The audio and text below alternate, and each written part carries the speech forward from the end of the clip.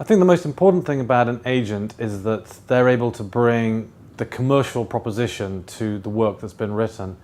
And the writer's task is to write and create. And if you happen to be able to take on the commercial responsibility, meet editors, see publishers, that's great. But that in itself is a lot of work. And so as a writer, you want to be focused purely on the writing and on the creation of the story. And that, I think, is a task in itself. The agent hopefully is able to take that to publishers, maybe gain feedback on the work that's been proposed, but ultimately those two things are separate, and they're best off kept separate, frankly.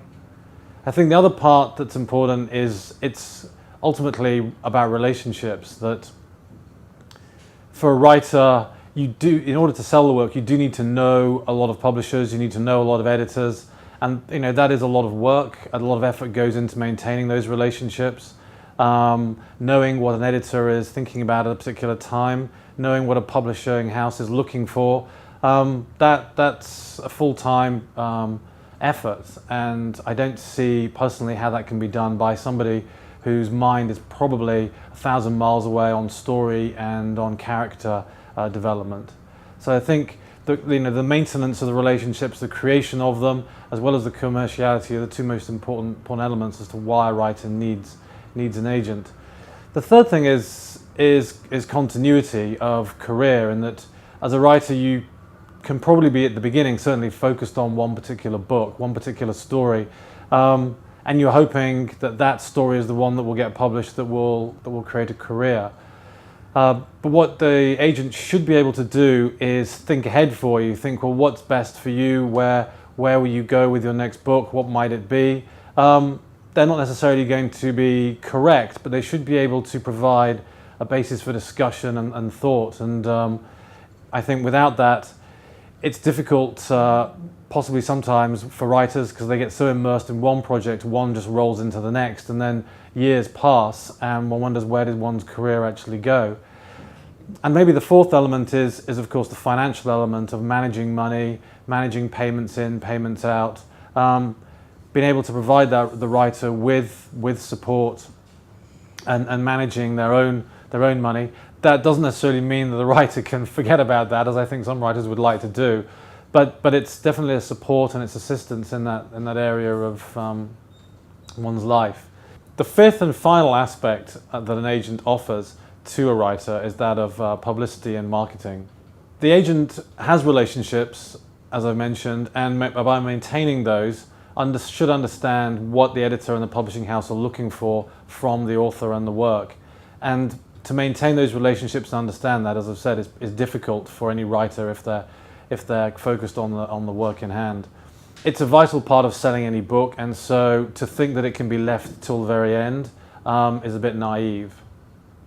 I think the realities for an author based in Asia is that most of the great publishing houses are based in the West. And again, if the job is writing and you're focused on that, you need somebody to represent you on the other side of the world. The other truth is that the largest markets for books are going to be in Europe and America, and so again you need somebody who can represent you in those places. A question might be is whether an agent should be based here or should be based in the West, and I think ideally what you want is as much coverage as possible, but the reality is that as a writer you need a relationship with your agent, you need it to be as strong as possible, and the reality is that the closer they are to you, the better it is. So for people in Asia, particularly because the big markets are in the West, it's better to have the relationship with somebody that is in contact with you.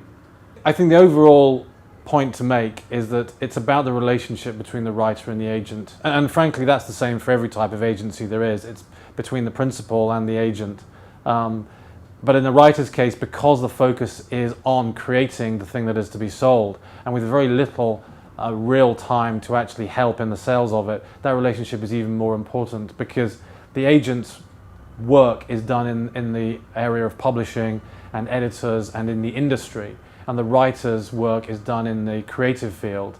And there isn't really, I don't think, a creative discipline that is that divided. Even if you take film or television, film people and television tend to be very commercially integrated, whereas a writer can sit on their own, creating their work, and possibly have very little to do with the industry with which they're involved and being paid by. So relationship is paramount. I think the really important element overall is the relationship between the agent and the writer. In no other creative industry is it so important to have the person selling your work so close to you, because